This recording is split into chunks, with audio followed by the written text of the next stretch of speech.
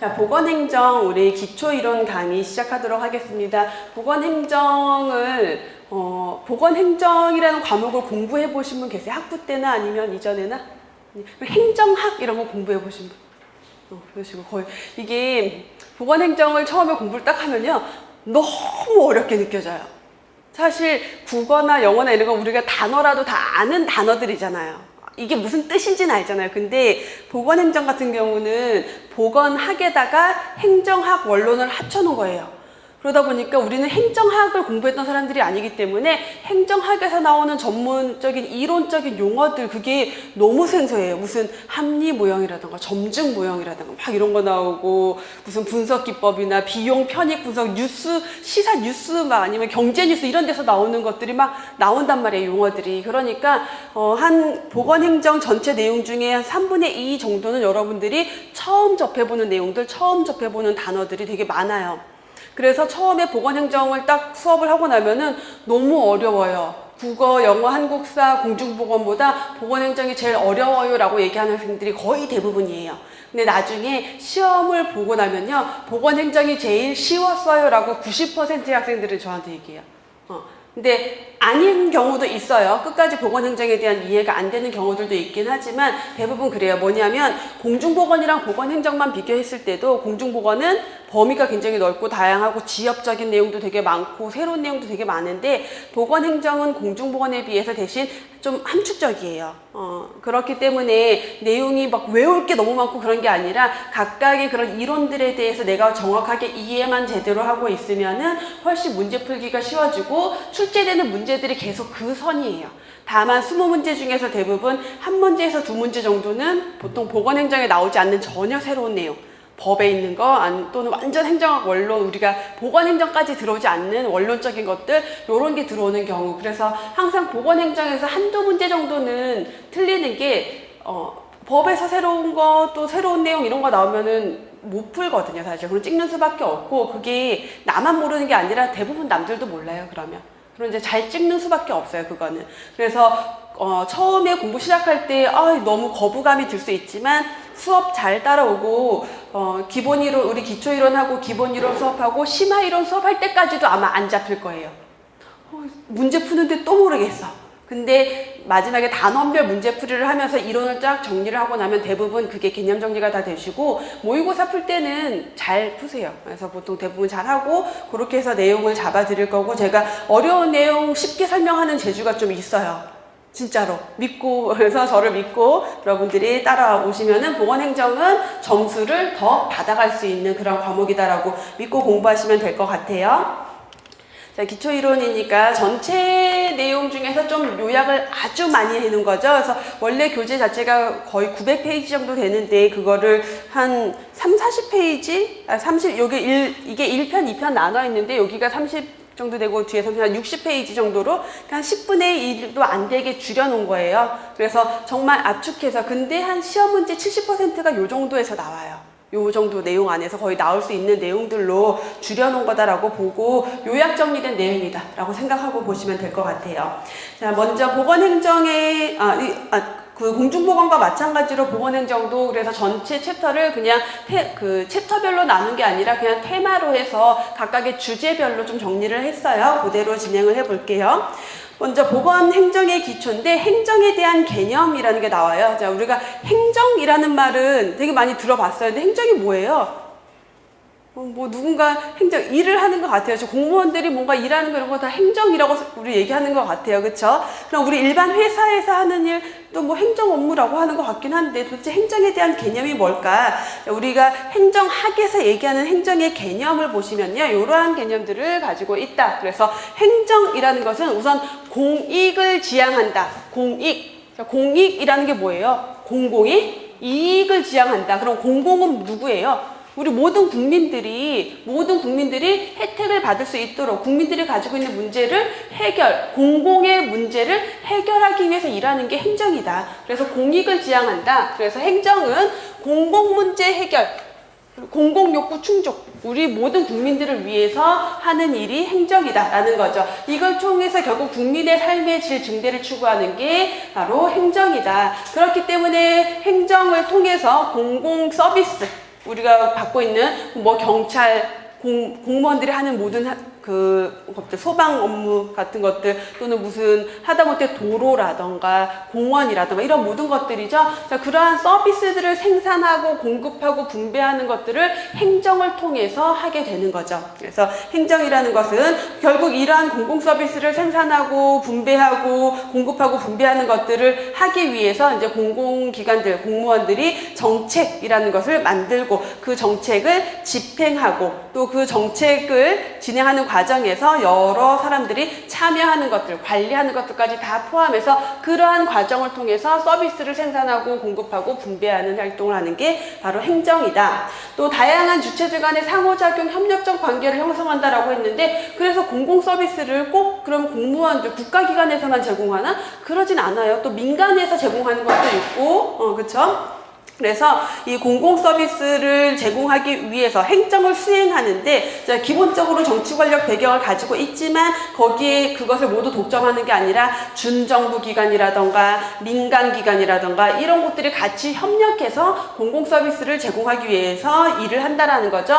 그런 과정에서의 상호작용, 협력적 관계를 형성하는 게 행정의 하나의 범주로 또 들어가게 되죠. 행정은 그렇기 때문에 공공이기 때문에 정치 과정과 밀접한 연계성을 가질 수밖에 없겠죠. 그 과정에서 항상 정치적이다라는 것은요, 국민들의 요구에 귀를 기울일 수밖에 없어요. 그래서 국민의 의견을 존중하고 국민에 대한 책임을 져야 하는 게 행정이 가지고 있는 특징이죠.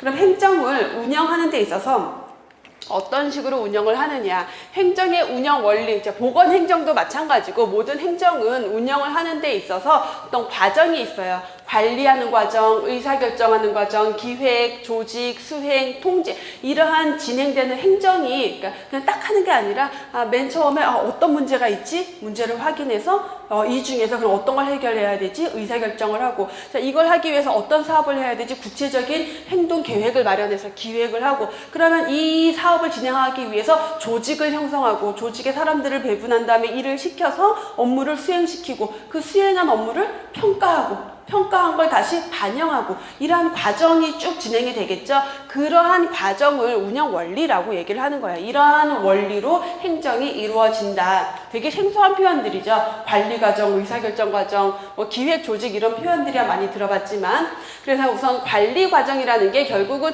행정의 과정을 관리 과정이라고도 봐요. 그래서 관리 과정이라는 거, 어떤 목표를 달성하기 위해서 뭐 한다? 인적 자원, 물적 자원을 활용을 해서 그 조직 안에서 행해지는 모든 과정의 상호작용을 관리 과정이라고 한다. 한마디로 우리 부서에서, 예를 들어 보건소에서 어떤 사업 목표를 정했어요. 이거 목표를 달성하기 위해서 여러 가지 일을 하겠죠. 이런 것들을 그 보건소에 있는 인적 자원, 물적 자원 이런 걸 활용하고 그 보건소 조직체를 운영을 해서 사업을 진행을 하겠죠. 이런 것들을 관리 과정이다. 행정 측면으로 봤을 때라고 보시면 돼요. 그렇기 때문에 이 관리 과정은 이러한 특성들을 여러분들 그 자료에 관리의 특성은 다음과 같다 하고 그 다음에 내용들이 없는데 요거예요. 연속되는 과정이다. 관리라는 것은 딱 끝나서 요거 하나 관리하면 끝나는 게 아니라 계속해서 연속되는 과정, 그리고 각각의 과정들이 상호작용을 한다. 그렇기 때문에 관리는 동적이다. 계속해서 움직이는 특성들을 가지고 있다라는 설명을 하는 거죠. 그래서 이 관리 과정, 우리가 뒤에 가면 이제 행정의 과정이다라고 나오는 것들이 있는데, 행정의 과정이 결국 관리의 과정이다라고 보셔도 돼요. 그렇게 관리하는 과정이다. 그래서 행정에서 관리 과정을 봤고요. 자, 그 다음에 나오는 게 의사결정 과정이죠. 의사결정은 뭘 하는 거예요? 뭔가 결정하는 거겠죠? 그러면은 이 행정 안에서 결정한다라는 거, 뭘 결정할까? 여러 가지 대안들, 어떤 문제가 있어요? 그 문제를 해결하기 위해서 대안을 마련을 하겠죠? 그럼 행정하는 사람들이 대안을 하나만 마련하겠어요?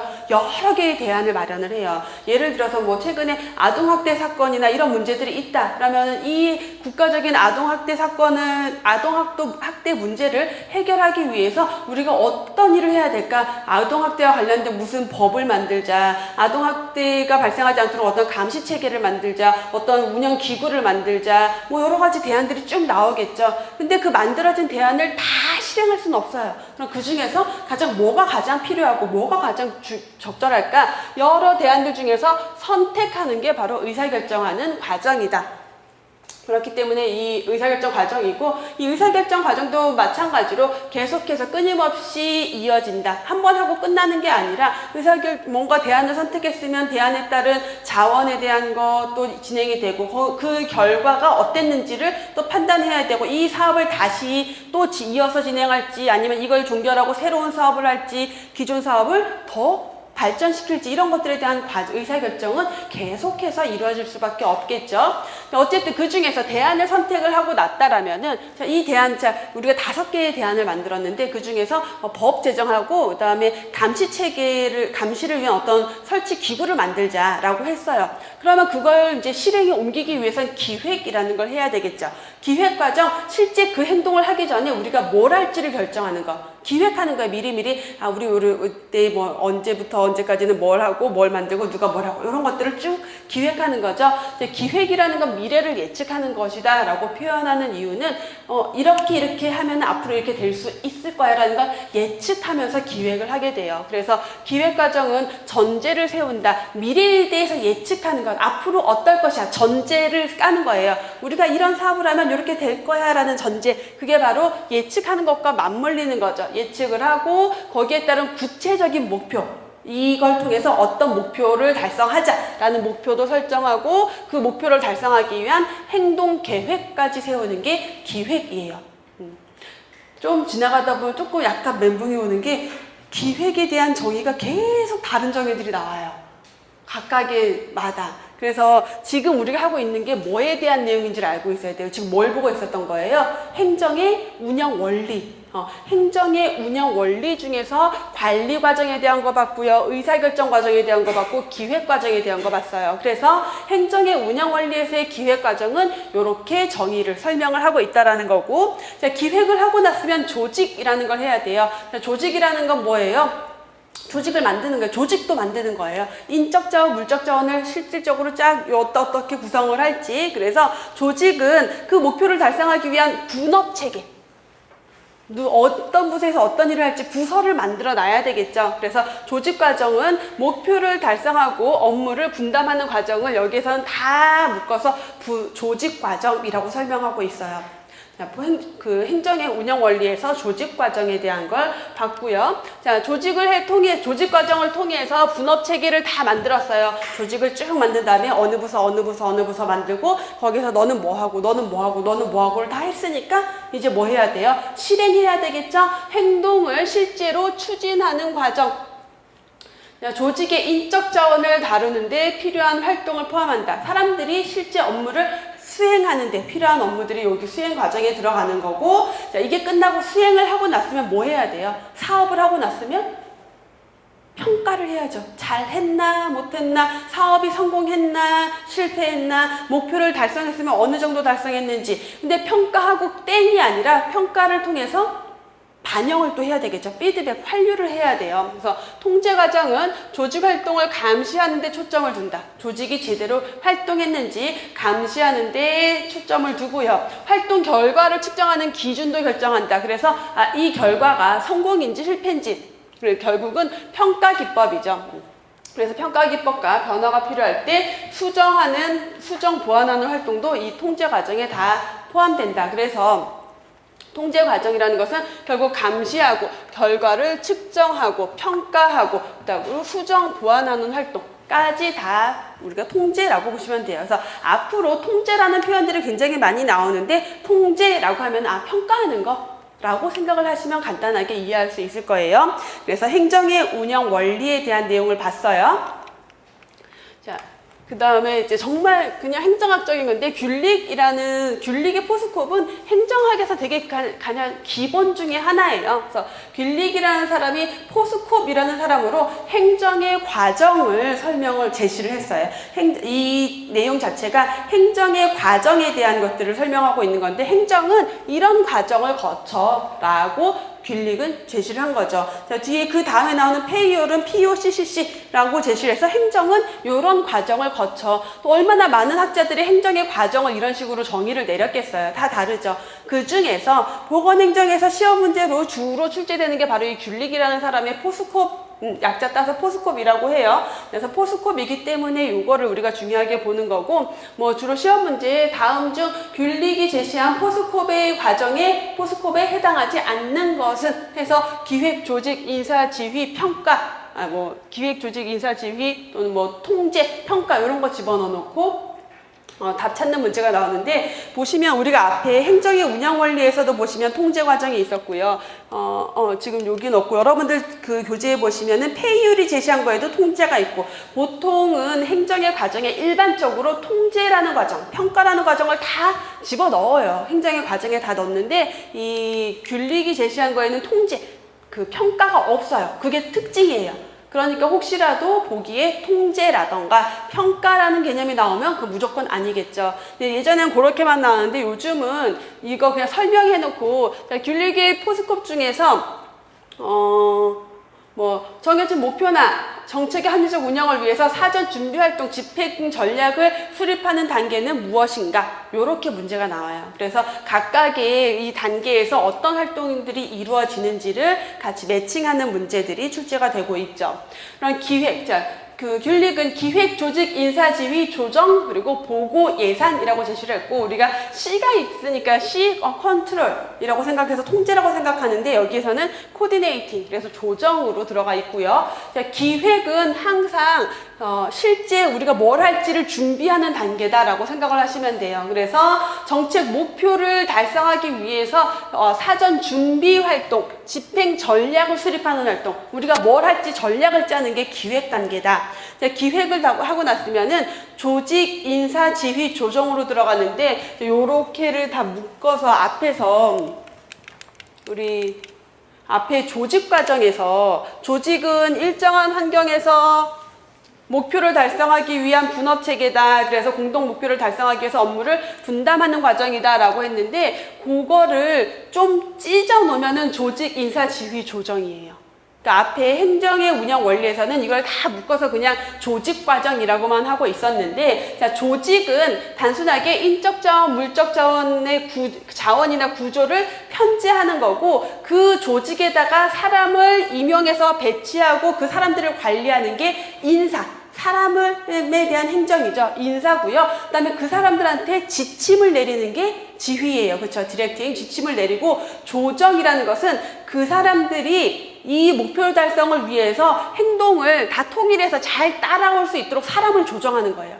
자, 우리의 목표는 이거야. 그러니까 여러분들은 이런 걸 해야 되고요. 자, 다 같이 이 목표를 달성하기 위해서 이런 거를 같이 합시다. 힘을 합칩시다. 이렇게 해서 사람들을 조정하는 거예요. 단순히 지휘는, 자, 너는 앞으로 이런 일을 하고 너는 앞으로 이런 일을 해 까지인데, 조정이라는 것은 그 사람들의 행동을 잘 직결해서 통일해서 그 조직의 목표를 달성할 수 있도록 행동의 통일을 이끌어내는 걸 조정이라고 해요. 그래서 조직, 인사, 지휘, 조정까지 이어지는 거죠. 자, 그러고 난 다음에는 보고를 해야 되겠죠. 리포팅을 하고요. 그다음에 예산이, 여기 특이하게 이제 포스콥에는 예산이 들어가 있어요. 버제팅. 그래서 예산을 편성하고 관리하고 통제하는 활동, 예산에 대한 활동을 포함하고 있는 게 포스콥, 균릭의 포스콥이죠. 그래서 균릭의 포스콥을 행정의 과정이라고, 행정의 과정 중에서 이제 균릭의 포스콥이고, 이걸 관리 과정, 가장 대표적인 우리 앞에서 행정의 운영 원리의 1번에 있었던 관리의 과정이다. 그 관리 과정으로 얘를 구분하기도 해요. 결국 관리 과정이라는 게 행정의 과정이다 라고도 보실 수 있게 되는 거죠.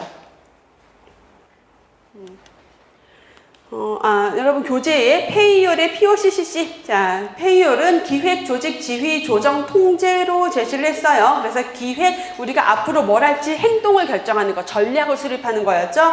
조직, 자, 조직을 조직화하는 것, 그 목표 행동 방안을 수행할 조직을 편제하는 것, 조직을 만드는 것. 지휘, 조직에 있는 사람들에게 지휘하는 것, 뭔가 일을 시키는 거죠. 조정은 항상 행동의 통일이라는 게 나와요. 그렇죠? 행동을 결집할 수 있도록 사람들을 조정하는 거예요. 그래서 조정이라는 단어는 뒤에 우리 조직이론 가서도 좀 중요하게 계속 나올 거예요. 그리고 통제, 평가하고 환류한다. 항상 평가가 있으면은 피드백, 환류가 있어야 돼요. 그걸 반영해야 된다라는 거죠. 지금 여기 교재엔 없는데 요거 그 현대적 행정 과정, 현대에 와서 또 행정 과정을 이렇게 구분하기도 해요. 그래서 지금 목표 설정, 정책 결정, 기획, 조직화, 그리고 동기부여, 통제, 피드백, 환류까지 이렇게 보기도 한다. 그래서 요거 굳이 지금 여러분들 요게 필기 요거는 안 하셔도 될 것 같아요. 어차피 기본서 교재 이론 들어가면 요 내용들이 다 있으니까. 목표를 설정한다. 우선 목표라는 건요, 지금 뭐가 문제가 있다라는 거죠. 지금 상태가 어떤지를 알아야 되겠죠. 그리고 지금 상태는 이런데 우리 앞으로 미래에는 사업을 하고 나서 이런 상태로 가자. 우리가 원하는 미래의 바람직한 상태. 내가 다이어트를 할 거야. 그럼 나는 5kg를 빼서 나중에 뭐 몇 킬로, 예를 들어 48kg가 되는 게 나의 목표야. 미래의 바람직한 상태가 48kg가 되는 거예요. 제 몸무게 아니에요. 아무튼 제가 원하는 몸무게, 아무튼 그렇게 가는 게 우리의 목표, 미래의 바람직한 상태. 그래서 항상 목표, 미래의 바람직한 상태를 설정하고요. 정책을 결정한다. 그 바람직한 상태가 되기 위해서 대안을 결정하는 것. 어떤 것. 아까 우리 얘기했던, 제가 대안할 때 뭐 법을 제정하자, 어떤 뭐 조직위원회를 만들자, 무슨 어떤 감시기구를 설치하자, 이런 것들을 쭉 만드는 거, 그 중에서 뭘 하자까지 결정하는 게 정책의 결정이고, 기획은 그러면 정책이 결정이 됐잖아요. 우리가 뭐 법을 제정하자 또는 감시기구를 설치하자라고 했으면은 기획은 그걸 좀 더 구체적으로, 감시기구를 구체적으로 어떻게 설치할지, 그걸 위해서 우리가 어떤 일을 할지를 구체적으로 수립하는, 구체적인 세부 활동 계획을 수립하는 게 기획이에요. 그래서 정책 기획 비슷한 거 아니야? 라고 생각이 들어요. 비슷해요. 어쨌든 어떤 목표를 달성하기 위해서 앞으로 뭘 하자를 결정하는 건데, 정책은 좀 더 약간 그 일반적이고 약간 큰 그림이라면, 기획은 좀 더 구체적이고 세부적인 그림이다라고 생각을 하시면 돼요. 자, 그렇게 하고 나서 조직을 한다, 군업 체계를 만든다라는 거죠. 인적 자원, 물적 자원을 관리하기 위해선 조직 체계를 만들고요. 그 다음에 그 조직이 원하는 대로 움직일 수 있도록 동기를 부여한다, 동기부여를 시킨다. 조정하는 개념이랑 좀 비슷해지겠죠. 근데 이 사람들이 실제 잘 일할 수 있도록 동기부여해주는 걸 현대적 행정 과정에서 포함을 시키고 있는 거고, 자, 통제, 평가하고 환류한다. 그래서 목표 달성 여부를 확인하는 거예요. 그래서 목표 또는 기준과 비교해서 심사평가한다. 결국 평가를 할 때 중요한 기준이 되는 게 뭐냐면, 우리가 처음에 잡았던 목표를 잡았죠. 목표를 달성했는지 못했는지가 평가의 기준이 되는 거예요. 자, 목표가 10이었는데 우리가 9까지 갔다, 완전히 성공하지 못했지만 근접하게 차이가 있었네. 그러면 이 차이가 왜 발생했는지를 확인해 볼 수가 있겠죠. 이런 게 평가가 되는 거고, 그 결과를 피드백, 환류해서 이제 환류하는 경우는 이제 우리가 그 사업이 원하는 대로, 생각한 대로, 계획한 대로 제대로 이루어졌는지, 그리고 목표 달성을 하지 못한 이유가 뭔지, 또는 했다면 하기 위해서 어떤 것들이 잘 됐는지, 이런 것들을 평가한 것을 다 반영을 해서 지금 이 사업을 계속할지, 아니면 수정을 할지, 더 발전시킬지, 폐기할지, 이런 것들까지 반영할 수가 있겠죠. 현대적인 행정의 과정이라고 보시면 되고요. 그래서 다 비슷비슷한 건데, 그쵸? 그래서 행정이 이게 어려워요. 이렇게 보시면은 계속 똑같은 말을 계속 나눠서 하고 있잖아요. 그쵸? 그렇게 느껴져요. 근데 사실 제가 보기에 보건행정 중에서 제일 어려운 부분이 지금 한 요 부분들이에요. 왜냐면 계속 똑같은 것들을 요렇게도 나누고 요렇게도 나누고 하고 있기 때문에 여기가 조금 더 쉬운 내용이지만 어렵게 느껴질 수 있고, 나중에 시험 문제 풀 때 요 부분이 오히려 좀 헷갈릴 수 있는 내용이기도 해요. 자, 그러면 이제 행정은 이런 건데, 보건행정은 뭐냐? 보건행정도 행정이기 때문에 다 똑같아요. 그래서 아까 우리가 했던 행정의 운영 원리, 보건행정의 운영 원리라고도 하고요. 행정의 과정, 보건행정의 과정이라고도 해요. 그냥 그 행정 다 똑같은데 다만 보건이라는 목표를, 보건이라는 구체성을 좀은 좁혀둔 거죠. 그래서 보건행정은 뭐냐면, 다른 목표 말고 보건학적인 목표를 달성하기 위해서, 보건학적인 목표가 뭐예요? 건강 증진, 삶의 질 향상, 이게 바로 보건학적인 목표예요. 그래서 이렇게 보건학적인 목적을 달성하기 위해서 하는 행정활동을 보건행정이라고 해요. 그냥 다를 거 없겠죠. 다만 사람의 건강, 삶의 질이 목적이다. 그렇기 때문에 보건행정의 목적은 지역사회 주민의 건강 증진이 가장 중요한 목적이 될 수밖에 없겠고요. 이 목적을 달성하기 위해서는 결국 그 지역 주민의 요구, 수요를 반영해야 돼요. 다른 일반 행정과의 좀 차이가 이거예요. 그 지역사회 주민들이 가지고 있는 건강 문제가 뭔지, 보건 문제가 뭔지를 알아야 돼요. 그리고 거기에 맞게 행정을 해야 돼요. 그냥 우리가 지역 주민에 대한 요구보다도 뭔가 도로학적, 도로에 대한 뭐 전체 국토적인 개념으로 봤을 때 도로를 어떤 길로 건설하는 게 좋겠고 이렇게 하는 게 아니라 그 지역 주민들이 어떤 어려움을 가지고 있고 뭐 때문에 삶의 질이 떨어지는지를 다 파악해서 행정활동을 해야 되기 때문에 요구 수요를 반영해야 되고 결국 그 시대 환경 변화에도 맞춰갈 수밖에 없는 게 바로 보건행정이죠. 보건행정은 누가 주도적으로 한다? 국가 지방자치단체가 주도적으로 업무를 관장해요. 보건행정이잖아요. 행정. 공공의 이익을 위해서 하는 활동이란 말이에요. 행정가들이. 그렇기 때문에 국가 지방자치단체가 주도적으로 업무를 관장해요. 자, 요거를 제가 포인트를 드린 이유는 뭐냐면 우리가 공부를 쭉 하다 보면은 계속 이제 뭐 공중보건이나 보건의료나 1차 보건의료나 건강증진이나 이런 거 쭉 공부를 다 하고 나면은 얘네가 뒤죽박죽이 되면서 1차 보건의료 지역사회 주민참여가 중요하지, 공중보건 지역사회 주민참여가 중요하지, 그러면 지역사회 주민이 주도적으로 업무를 관장한다 이러면 왠지 그럴듯하게 보여지는 거예요. 또는 지역에 있는 의료기관이 또는 지역에 있는 1차 의료기관이 주도적으로 뭐 업무를 한다. 다 틀린 게 되는 거예요. 얘는 보건행정이기 때문에 누가? 국가 지방자치단체가 업무를 주도적으로 관장을 하고 거기에 아까 행정에서 뭐 상호협조한다라는 것처럼 그러면 업무를 진행하는 과정에서 보건소가 주도적으로 한다고 쳐요. 근데 보건소만으로 되느냐? 아니죠. 지역에 있는 의료기관들의 협조를 구해야 되겠죠. 그러니까 다양한 민간기관이나 준정부 기구들이 같이 협조를 하지만 누가 주도한다? 국가 지방자치단체가 주도한다. 왜? 행정이니까. 자, 관리 측면으로 봤을 때 보건의료 사업을 기획, 집행, 통제해서 결국은 건강증진 달성하는 기능을 수행하는 게 보건행정. 그래서 보건행정은 행정인데 공공의 이익을 추구하는 것인데 다만 그 공공의 이익 중에서 뭐 국민들의 건강증진을 목적으로 하는 활동이다 라고 보시면 되겠죠. 그래서 이제 여러분들 교재에 나오는 보건행정의 특성이 나오는데 얘는 빈출 문제고요. 늘 시험 문제 그냥 깔고 가는 문제 중에 하나이기도 한데 별로 어렵게 출제되진 않아요. 보건행정의 특성이 뭐냐? 특성 4가지. 공공성 및 사회성, 봉사성, 교육성 및 조장성, 과학성 및 기술성. 여러분들이 시험을 봐보면은 특히 어이없게도 이 문제가 늘 그렇게 나와요. 그래서 다음 중 보건행정의 특성에 해당하지 않는 것은 1. 공공성, 2. 사회성, 3. 봉사성, 4. 조정성. 이런 식으로.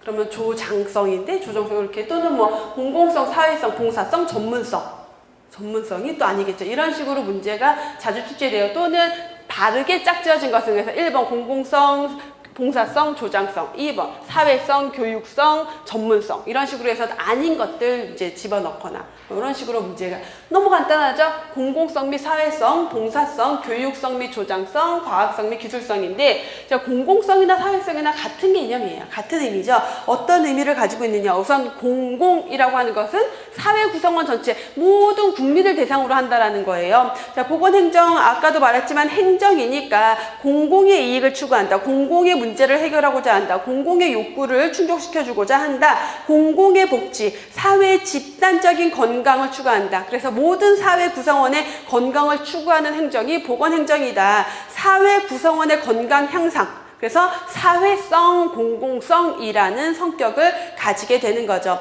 자, 그렇기 때문에 보건행정은 공공성과 사회성의 특징을 가지고 있기 때문에 누군가에게 불이익을 주거나 누구는 혜택을 받고 누구는 못 받고 이렇게 하면 안 된다라는 거예요. 모든 사회 구성원, 공공이니까 모든 사회 구성원이 혜택을 받을 수 있도록 해야 된다라는 특징.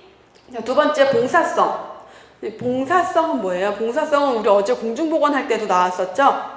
서비스에 의한 봉사행정. 이거 같은 개념이에요. 공중보건 사업을 할 때 서비스에 의한 봉사행정이라는 사업 수단을 중요하게 둬야 된다. 봉사는 뭐다? 국가가 국민들에게 봉사하는 거예요. 어떻게 봉사하느냐? 간섭하고 개입함으로 있어 봉사하는 거예요. 교재에 보시면은 과거 그 행정국가의 개념이 이제 행정국가, 행정을 하고 있는 국가의 개념이 예전에는 경찰국가였는데 지금은 복지국가로 성격이 달라졌다라는 거예요. 경찰국가라는 건 뭐냐면 국가가 국민들의 삶에 어느 정도로만 개입하냐면 경찰만큼만. 경찰이 언제 개입해요? 어떤 질서가 파괴됐을 때 시시비비를 가려주거나 뭔가 중재하거나 사건을 해결하는 정도만. 그만큼만 국가가 역할을 했던 게 경찰국가예요. 경찰처럼. 그래서 어떻게 과거에 소극적인 질서 유지가 국가의 역할이었는데 지금은 복지국가예요. 그러니까 국가가 국민들의 행복과 복지를 위해서 막 애써요. 어떻게? 국민들의 삶에 개입하고 간섭하고 그래서 국가가 인위적으로 보험료를 걷어서 그거 가지고 의료보험도 해주고 그냥 민간 기업이 하면 되잖아요. 근데 국민들이 복지를 해서 국가가 나서서 그런 걸 하는 거예요. 그게 바로 국가의 봉사성이라는 개념이죠. 복지의 개념으로 들어가는 거죠. 그래서 행복과 복지를 위해서 국가가 직접 국민들의 삶에 개입하고 간섭하는 것을 봉사성이라는 특성으로 설명하게 돼요. 그래서 보건행정은 봉사행정의 성격을 띠게 된다라고 했고, 교육성, 조장성, 교육, 조장, 요것도 어제 앤더슨의 공중보건 사업의 3대 수단으로 나왔던 거, 교육에 의한 조장행정이라고 했었던 거 기억하실 거예요. 자, 항상 교육이라는 게 일반적으로 제가 여러분들한테 교육을 하는 거는 뭐라는 거예요? 여러분들에게 그냥 지식을 전달하고 그 지식을 알게만 하는 거예요. 딱히 어떤 행동을 하려고 하는 건 아니에요. 그렇죠? 제가 여러분한테 금연을 하라고 하지 않잖아요. 여러분한테 뭐 삼시세끼를 꼬박꼬박 챙겨 먹으라고 하지도 않아요. 근데 보건교육은요, 일반 교육과의 차이가 뭐냐면 지식을 전달하는 게 목표가 아니에요. 제가 담배가 이렇게 해롭습니다 라는 걸 알려주는 게 목적이 아니라 담배가 해롭다는 걸 알려줘서 금연하게 만드는 게 목적이에요. 그 사람이 어떤 행동을 하게 하는 게 그 보건교육의 목적이에요. 그렇기 때문에 보건에서의 교육은 교육으로 끝나는 게 아니라 그 사람이 어떤 행동을 하도록 조장하는 거죠. 그렇죠. 그래서 교육성과 조장성은 항상 붙어 다닐 수밖에 없어요. 교육성 및 조장성, 교육에 의한 조장행정인 거죠. 보건행정은 국민들의 자발적 참여를 전제로 한다. 아무리 건강검진이 중요합니다 막 강조를 해도 본인이 건강검진 하러 가지 않으면 아무 의미가 없어요. 그렇죠? 그래서 자발적 참여를 전제로 한다. 그렇기 때문에 교육을 통해서 국민들이 자기의 질병을 예방하고 건강을 증진할 수 있도록 조장하는 특성을 가지고 있는 게 보건행정이다라고 보시면 되겠죠. 자, 과학성 및 기술성. 근데 이놈의 보건행정은 일반 행정과 다르게 또 사람들의 건강과 관련되어 있고 보건 사업을 하게 되면 하다못해 건강검진을 하더라도 그냥 해요. 과학기술, 의료기술이 바탕이 되어 있죠. 그러면 이런 것들에 대한 명확한 검토도 이루어져야 된다라는 거예요. 결국 그 과학적으로, 의학적으로 쭉 봤을 때 어떤 질병이, 어떤 암이 몇 년 주기를 하면은 적절할지 이런 것도 다 과학적으로 판단을 하는 거죠. 예방접종을 하더라도 이 예방접종 약이 얼마나 효과성이 있는지, 질병을 예방할 수 있는지, 가격은 적절한지 이런 것까지도 다 과학적이고 기술적으로 검토를 해야 돼요. 모든 사업이. 그래서 보건행정은 특히 일반 행정과 보건행정의 가장 큰 차이다라고 하면 바로 이 과학성 및 기술성이라는 특징이겠죠. 그래서 실제적인 기술이 필요하다. 건강을 위해서. 그렇기 때문에 보건행정요원은 전문적인 훈련, 기술이 요구된다. 그래서 우리 의료기술직 같은 경우는 대부분 그러한 전문성을 가지고 있는 사람들이 임상병리 쪽이라던가 방사선 또는 보건소 간호사, 간호직 같은 경우가 다 그렇죠. 이런 전문적 훈련 기술이 요구되고요. 가장 대표적인 거 예방접종 사업을 한다라고 하더라도 거기에 대한 지식, 기술을 갖춘 사람, 예방접종 간호사나 의사가 해야 되잖아요. 주사 놔야 되니까 기술을 가지고 있어야 되는 거죠. 이렇게 가장 큰 특징. 그래서 이 보건행정의 특성에 대한 시험 문제가 아까 제가 아주 쉽게 여러분들이 문제를 풀다 보면 뭐 이런 문제를 굳이 이렇게 생각이 들게끔 나 있는데 그렇게 자주 출제되는 문제는요, 얘가 싹 틀어서 어렵게 나와요. 그래서 최근에 가끔씩 어떤 문제가 나오냐면 보건행정의 특성으로서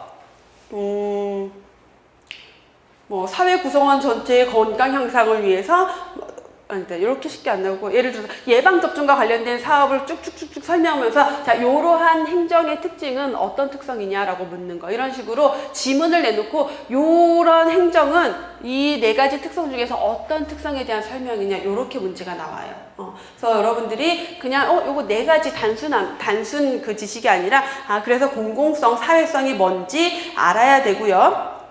뭐, 이렇게 나오겠죠. 자, 특별한 합리적인 이유 없이 특정 개인이나 집단에게 서비스를 유리하게 제공하거나 서비스 제공에 부당한 거부 회피를 할 수 없다. 자, 이 설명은 뭐에 대한 설명이냐, 어떤 특성에 대한 설명이냐, 이렇게 나오면요 생각보다 또 헷갈려요.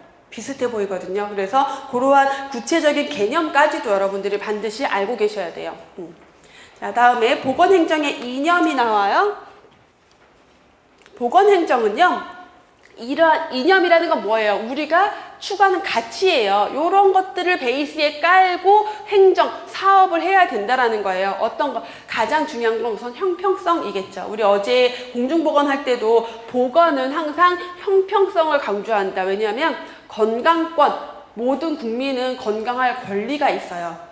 그러면 그거를 충족을 시켜줘야 되죠. 그렇기 때문에 형평성이 굉장히 중요한 게 바로 보건행정이에요. 자, 보건행정이라는 거 같은 상황에 있는 사람에게 유사한 수준의 대우를 해주는 게 이 형평성이다. 예를 들면은 우리 이런 거 세금 낼 때 어떻게 내요? 내 소득에서 몇 %죠? 그러면 돈을 많이 버는 사람은 많이 내고 적게 버는 사람은 적게 내고 이게 형평성이에요. 요런 것들을 형평성이라고 하죠. 그 다음에 능률성, 자, 능률성 또는 효율성이라고 하는 거 항상 투입 대비 산출의 개념이다. 그러니까 최소한의 비용과 노력, 시간을 투자를 해서 최대한의 성과와 산출을 얻어내야 된다. 어차피 보건사업을 하는데, 자, 보건사업을 할 때 질병 예방을 위한 여러 가지 사업을 하는데, 예방접종을 사업하는데 들어가는 투자 비용은 100원인데 그걸 통해서 얻을 수 있는 기대이익은 뭐 예를 들어서 1000원이다.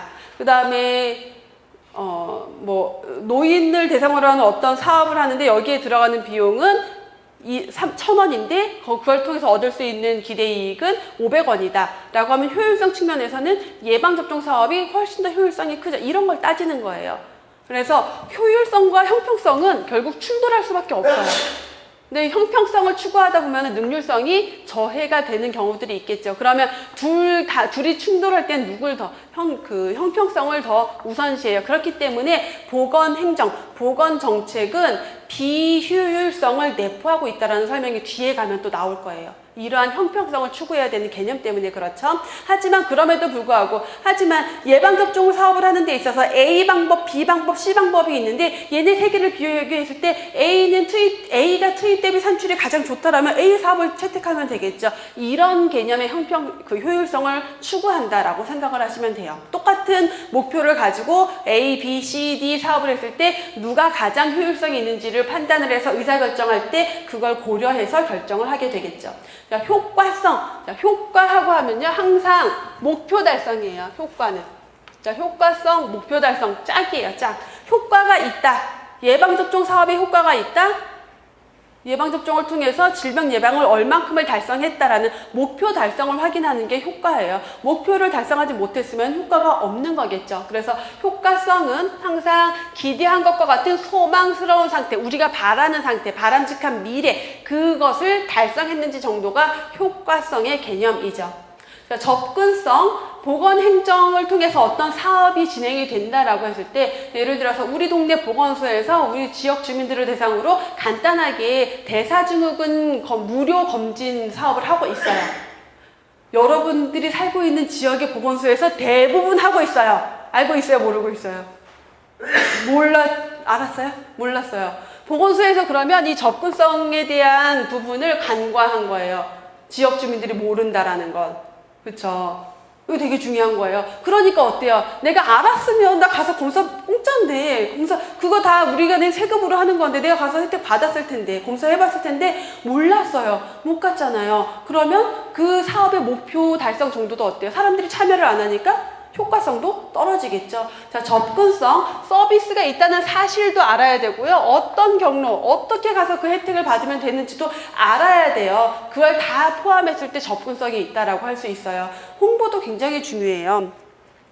그리고 이 접근성이 뒷받침이 돼야지 목표 달성이 가능해진다라는 것까지 우리가 생각할 수 있겠죠. 그래서 보건행정은 접근 가능성이 높아질 때 사람들이 활용할 수가 있고, 그래야지 효과를 끌어낼 수 있고, 그래야지 형평성과 효과성을 높일 수 있는 유용한 수단이 된다라는 거죠. 제가 저희 동네에 있는 구에서 운영하는 스포츠 센터 이런 데 있잖아요. 잠시 그런 데를 다녔었어요. 근데 어느 날 갔더니 보건소에서 나와서 이렇게 해갖고 막 대사증후군 검사를 해주고 있더라고요. 가서 받았거든요. 자, 그 시설을 이용하는 저는 혜택을 받았지만 그 시설을 이용하는 대부분의 주민들은 몰랐으니까 혜택을 못 받았을 거 아니에요. 얼마나 억울해. 이거 형평성도 떨어지는 거죠. 이런 것들을 다, 여러분들이 이제 보건행정가가 될 거잖아요. 그렇죠? 발령을 받아서. 그럼 여러분들이 보건사업을 기획하는 사람이 될 건데, 그럴 때 이러한 접근성을 굉장히 잘 고려해야 돼요. 그래서 제가 본 것 중에 그 서대문구 보건소가 그걸 되게 잘하는 것 같았어요. 홍제동 쪽에 지하철을 가는데 지하철에 온 그 길에다가 다 보건소에서 하는 그런 사람들, 주민들 대상으로 하는 사업들을 쭉 길에 이렇게 벽에 다 붙여서 못 볼 수가 없어요. 그냥 길이 다 그거예요. 그러니까 관심을 가지고 가서 할 수가 있겠죠. 그런 게 되게 중요한 것 같아요. 돈이 들겠죠? 아무튼 우리 지역구는 돈이 없어서 홍보를 못하나? 아무튼 그래요. 자, 접근성 그렇고 대응성. 자, 대응성이라는 거는 사람들의 요구, 사람들이 뭔가 요구를 했을 때 그걸 얼마나 잘 대응하느냐의 개념이에요. 다시 말하면 요구에 부응하는 보건행정, 환경 변화에 얼마나 잘 대응하느냐 라는 것. 그래서 국민들의 요구 또는 사업의 대상, 정책 집행의 대상이 되는 사람들의 요구를 얼마나 잘 듣고 거기에 잘 대응하느냐가 대응성의 개념이에요. 민주성 및 참여성, 자, 정책의 성공 여부를 가늠하는 가장 기본적인 기준이 되는데, 자, 민주적이다라는 건 뭐예요? 여론을 반영한다라는 거예요. 국민의 참여가 있어야 돼요. 국민의 참여 확대, 여론을 반영할 때 민주성이 확보가 되는 거고, 참여성이라는 것은 좀 더 실질적으로 정책을 결정하는 과정, 집행하는 과정, 평가하는 과정에 실제 국민들의 참여가 있을 때 민주성과 참여성이 이루어졌다라고 볼 수가 있겠죠. 자, 얘네들 중에서 특히 시험 문제로 자주 나오는 게 요 두 가지 개념이 자주 나와요. 그래서 어떤 식으로 나오냐면은 의도하거나 기대한 것과 같은 소망스러운 상태가 나타나는 정도, 목표 달성의 정도를 의미하는 보건행정의 이념은, 또는 보건정책의 평가 기준은, 자, 보건행정의 이념이기도 하고, 나중에 가면요, 보건정책의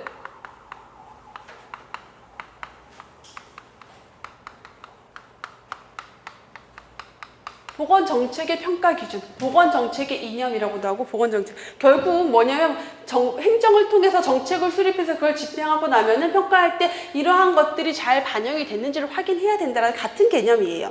자주 나오는 거. 그 다음에 국민의 요구에 부응하는 보건행정의 수행 정도, 또는 정책 수혜자의 요구와 환경 변화에 얼마나 잘 대처했는지를 의미하는 보건행정의 이념은 무엇인가, 또는 뭐 보건정책 평가의 기준은 무엇인가 라고 설명한 문제가 자주 나오고 있죠. 그래서 요거보다 사실 조금 더 기타 등등의 내용도 있지만 핵심 내용이 여기고, 그 중에서도 특히 효과성, 대응성 시험 문제 자주 나오고요. 나온다라고 보시면 되겠고, 그 다음에 이거는 안 봐도 될 것 같아요. 자, 보건행정의 범위라고 나오는데, 요거는 이제 여러 학자들 또는 어떤 기관들에서 보건행정은 요런 활동들을 해야 돼 라고 정의해 놓은 거예요. 누군가가 해 놓은 거예요. 왜 이만큼이에요? 그건 제가 한 게 아니기 때문에 왜라고 저도 설명을 드릴 수가 없어요. 다만 우리는 알고 있어야 돼요. 왜냐하면 시험 문제에 다음 중 WHO의 보건행정 범위에 해당하는 것은, 해당하지 않는 것은, 또는 에머슨이 제시한 보건행정 범위에 해당하는 것은, 해당하지 않는 것은 하고 시험 문제가 나와요. 보건통계 수집, 분석, 보존, 또는 보건통계라고도 불러요. 그냥 보건통계, 보건교육, 환경위생, 전염병 관리, 모자 보건까지는 똑같아요. WHO나 에머슨이라는 학자나, 밑에 두 개가 다르죠. WHO에서는 의료 보건 간호를, 에머슨은 만성병 관리와 보건 검사실 운영하는 것을 보건행정의 범위다라고 정의를 했어요. 그래서 뭐 이것 말고도 되게 다양한 학자들이 제시한 보건행정의 범위들이 있지만 그 중에서 고전적이고 가장 시험 문제에 나오는 내용이 요 두 가지니까 요 둘을 기억을 하시면 될 것 같아요. 자, 여기까지 해서 보건행정에 대한 기초 이론을 봤고요. 잠깐 쉬었다가 보건의료 체계에 대한 내용을 보도록 할게요.